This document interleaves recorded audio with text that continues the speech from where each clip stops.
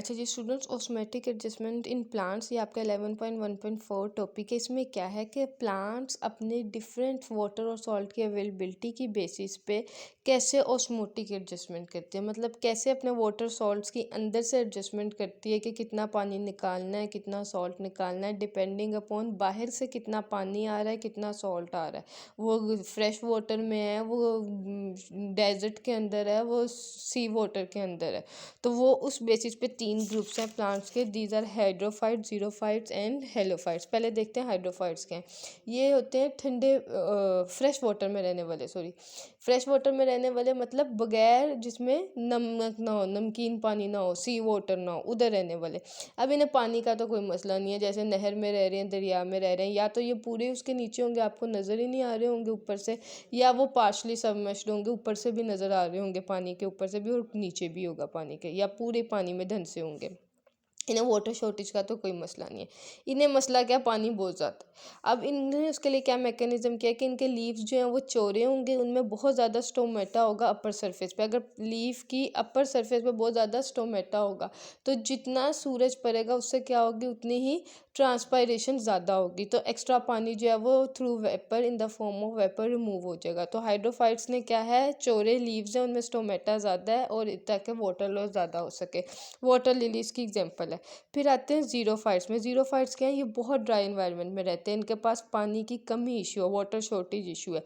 अब इन्होंने क्या किया हुआ है, इनका जो क्यूटिकल है वो थिक और वैक्सी होगा। थिक वैक्सी क्यूटिकल होगा इनके एपिडर्मिस में। क्यूटिकल क्या है, मैंने एक पिछले चैप्टर में गैसियस एक्सचेंज इन प्लांट्स में आपको ये दिखाया था। ये प्लांट का सपोज लीफ का सेल है, तो लीफ सेल में ये अपर एपिडर्मिस है, उसके ऊपर क्या है, क्यूटिकल है। इसी तरह लोअर एपिडर्मिस के नीचे भी क्यूटिकल होता है। तो क्यूटिकल इस तरह लीफ के सेल के ऊपर होता है। तो अब हम जो बात कर रहे हैं कि जीरोफाइट्स में क्या है, इनका क्यूटिकल के ऊपर वैक्सी एपिडर्मिस के ऊपर वैक्सी क्यूटिकल है। वैक्सी मतलब आप वैक्स से जहन में ला लें। अब आप खुद बताएं कि जिस तरह वैसलीन है उसके नीचे पानी पड़ा हो तो क्या वो एवेपोरेट करेगा। इसी तरह अगर प्लांट की क्यूटिकल वैक्सी होगी तो उससे पानी बहुत कम एवेपोरेट करेगा, तो इससे वाटर लॉस जो है वो प्रिवेंट होगी और वाटर शॉर्टेज का इशू जो है वो थोड़ा रिजोल्व होगा। अच्छा जी, इन पे क्या है, वैक्सी क्यूटिकल है, और दूसरा क्या है, इनके ऊपर स्टोमेटा जो है वो बहुत ही कम होता है। अब स्टोमेटा बहुत कम होगा, स्टोमेटा के नंबर, उससे भी वाटर रिमूवल कम होगा, थ्रू ट्रांसपायरेशन बहुत कम होगा। क्यूटिकल भी वैक्सी है, उससे भी वाटर लॉस नहीं होगा, और इनकी रूट्स डीप होंगी। डीप रूट्स मतलब बहुत नीचे तक ज़मीन के अंदर गई होंगी, उससे क्या होगा, ये सॉइल से मैक्सिमम वाटर अब्जॉर्प्शन करेंगे।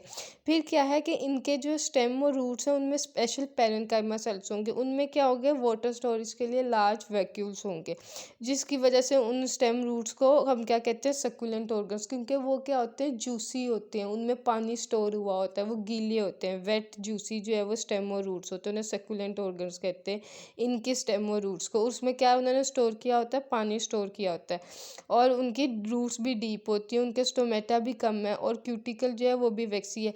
इसकी सेकुलेंट ऑर्गन की अगर एग्जांपल आपने जहन में लानी है ना, तो अगर आपने एलोवेरा देखी हुई है तो एलोवेरा कुछ लोग अपने बालों पे भी लगाते हैं, स्किन पे भी लगाते हैं उसको, उसका ऊपर से पील ऑफ करके।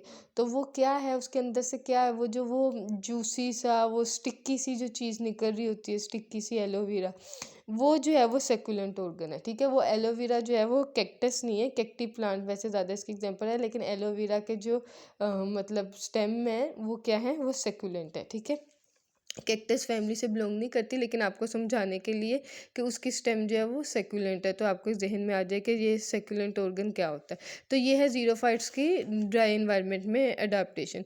फिर आ जाते हैं हेलोफाइट्स। हेलोफाइट्स क्या है, इन प्लांट्स में, ये प्लांट्स सी वाटर में रहते हैं, सो पानी बहुत ही नमकीन होगा। तो इन्हें दो मसले हैं, एक तो सॉल्ट बहुत ज़्यादा है, और आपको ही पता है जहाँ सॉल्ट ज़्यादा हो उसके पीछे क्या आता है, पानी आता है।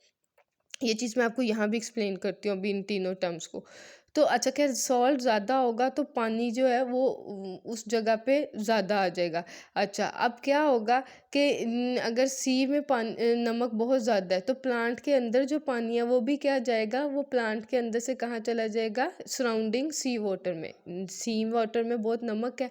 अब प्लांट को एक तो सी वाटर से जो पानी आ रहा है वो कौन सा मिल रहा है, अल्लाह अल्लाह करके नमकीन, और ऊपर से प्लांट को अंदर जो पानी बचा हुआ है जो इतना नमकीन नहीं है वो भी बाहर कहाँ कहाँ चला जाएगा, सी वाटर में। क्यों? क्योंकि सी में बहुत ज़्यादा क्या है, नमक है। तो अब ये दो इशू है, हाई सॉल्ट और वाटर लॉस का इशू। अब उसका मैकेनिज्म क्या है? एक तो है एक्टिव ट्रांसपोर्ट। एक्टिव ट्रांसपोर्ट क्या होती है, ये जहन में रख लें कि low to high concentration active transport होती है। अब सिंपल समझाती हूँ। पानी जो है वो ऊपर से नीचे खुद ही गिर रहा है, ठीक है, सिंपल वर्ड्स में पानी ऊपर से नीचे खुद ही गिर रहा है, पहाड़ से खुद ही नीचे आ रहा है। ये है उसकी हाई कंसंट्रेशन, पहाड़ पे बहुत ज़्यादा पानी था, नीचे आया, नीचे क्यों आ गया पानी, खुद ही गिर गया, नीचे पानी नहीं था, ठीक है। Suppose high to low move किया पानी खुद ही से, इसमें पानी की कोई जान नहीं लगी, ठीक।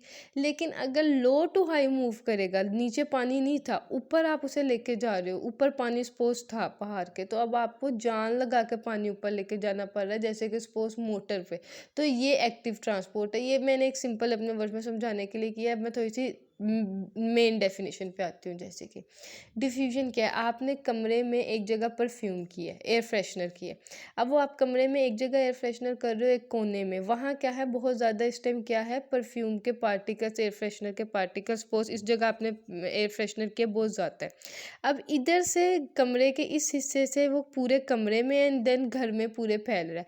अगर वो पूरे घर में फैल रहा है, कैसे फैल रहा है, आपने तो उसको यहाँ किया था, क्या हुआ, क्या एयर फ्रेशनर के पार्टिकल्स जहाँ आपने किए थे वहाँ उनकी हाई कंसंट्रेशन थी, वहाँ से वो कहाँ गए, पूरे कमरे में और पूरे घर में फैले, लो कंसंट्रेशन वाली जगह पे, हाई टू लो कंसंट्रेशन वाली जगह पे गए। आपकी कोई जान लगी नहीं, आपने एयर फ्रेशनर एक जगह कर दिया, एयर फ्रेशनर खुद ही पूरे घर में फैल गया या पूरे कमरे में फैल गया। तो ये क्या है, high to low concentration movement, इसे कहते हैं डिफ्यूजन। लेकिन अगर ऐसा हो कि एयर फ्रेशनर की बोतल में एयर फ्रेशनर है, घर में एयर फ्रेशनर नहीं आपने किया हुआ, और अब आप क्या करो, उस बोतल में और एयर फ्रेशनर डालो, भरो। तो अब आप उसको भरने के लिए क्या करोगे, एयर फ्रेशनर पहले मौजूद था, आपने उसको भरा है, उसको ज़बरदस्ती उसके अंदर, तो आपने क्या की, जान लगाई। तो आपने क्या किया, जहाँ एयर फ्रेशनर ज़्यादा था, दूसरी जगह से लेके एयर फ्रेशनर उसी जगह पे ज़्यादा डाल दिया। इसे कहते हैं एक्टिव ट्रांसपोर्ट, ठीक है। एक्टिव ट्रांसपोर्ट क्या है, इस पे मैं एक अलग वीडियो भी बना दूंगी, डिफ्यूजन, एक्टिव ट्रांसपोर्ट, ऑस्मोसिस, अगर आपको इनके टर्म्स नहीं पता। तो आपकी एनर्जी लगी उसको लो टू हाई कंसंट्रेशन में मूव करने के लिए।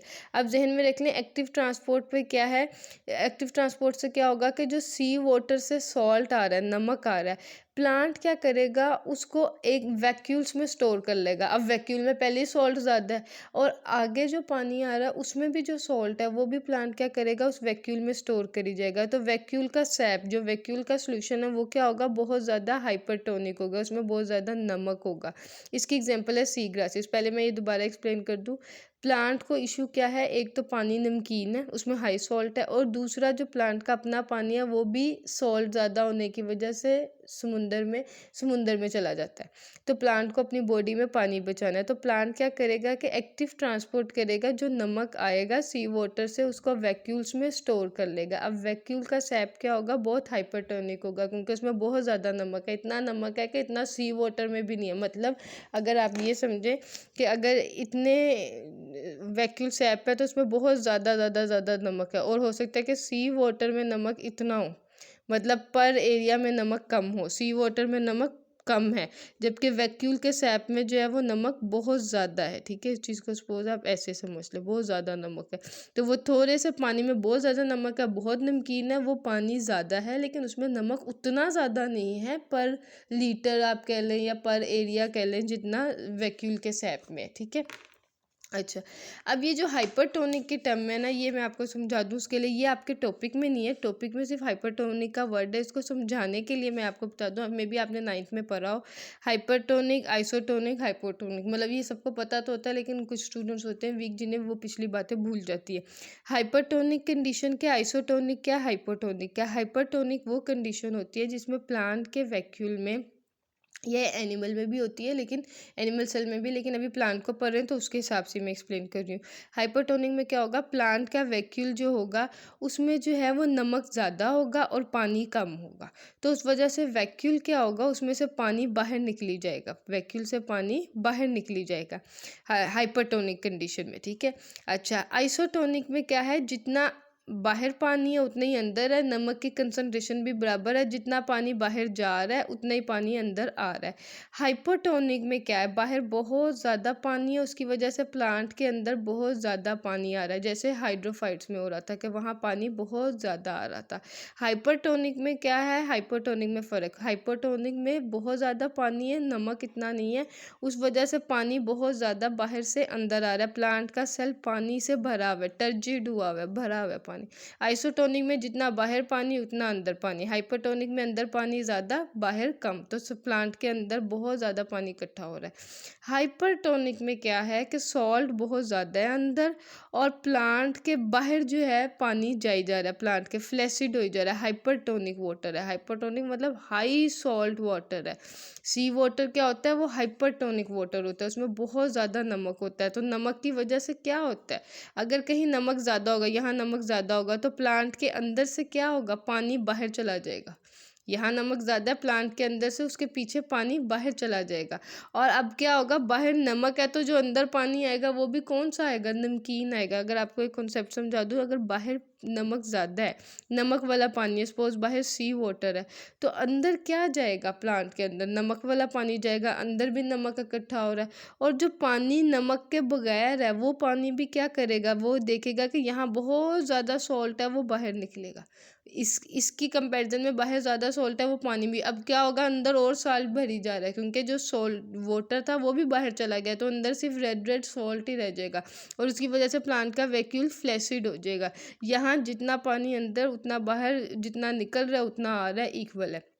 हाइपोटोनिक में क्या है, पानी बाहर ज़्यादा है, उसकी वजह से अंदर भी बहुत ज़्यादा भर गया, बहुत बहुत। जब आप प्लांट को बहुत ज़्यादा पानी दोगे तो क्या होगा कि वो उसका सारे सेल्स क्या होंगे, वो हाइपोटोनिक हो जाएंगे। लेकिन अगर उससे भी ज़्यादा दोगे तो वो उसके लिए इशू बन जाएगा, वो उसके लिए अच्छा नहीं होगा, ठीक है, वो उसके लिए नुकसानदेह होगा।